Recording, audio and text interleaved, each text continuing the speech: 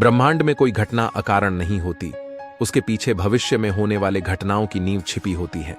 आप सोचेंगे कि आखिरकार रावण की सोने की लंका जलकर राख हो गई, उसके पीछे भला क्या कारण हो सकते हैं?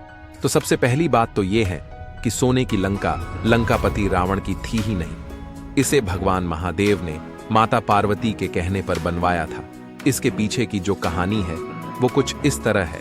एक बार भगवान विष्णु और माता लक्ष्मी भोलेनाथ और माता पार्वती से मिलने कैलाश पहुंचे। कैलाश की सर्दी माता लक्ष्मी से सहन नहीं हो पा रही थी।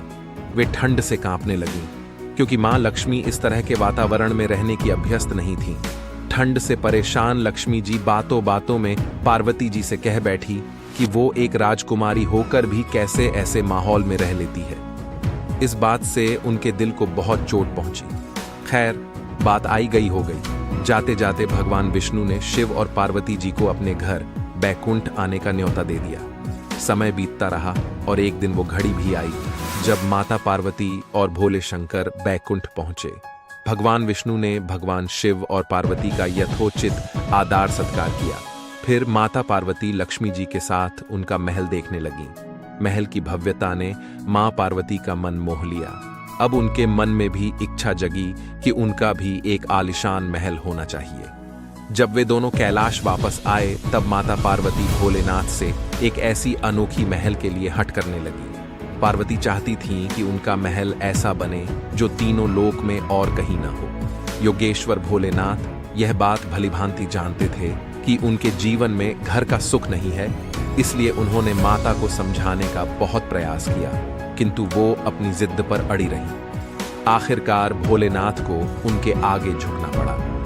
भोलेनाथ ने उनकी ख्वाहिश के लिए भगवान विश्वकर्मा को एक महल का निर्माण करने का आदेश दिया। शिव जी के आदेश का पालन करते हुए विश्वकर्मा ने सोने का एक ऐसा महल तैयार किया जिसके समान तीनों लोक में ऐसा कोई दूसरा महल नहीं था। अब बारी गृह प्रवेश की आई।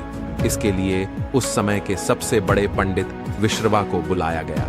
महापंडित विश्रवा ने महल की गृह प्रवेश करवाई और दक्षिणा में वही महल मांग लिया। चूंकि ब्राह्मण देव की दक्षिणा की बात नकारी नहीं जा सकती, मन मसोस कर पार्वती ने फौरन ही वह महल विश्रवा को दक्षिणा में दे दिया। अपने भवन के सपने को टूटता देख पार्वती जी बहुत क्रोधित हुई और विश्रवा को श्राप दिया कि एक दिन यह सोने का महल जलकर नष्ट हो जाएगा और इसका कारण शिव के अंश ही होंगे। समय बीता। विश्रवा के यहाँ रावण का जन्म हुआ और शिव के अंश से भगवान हनुमान का।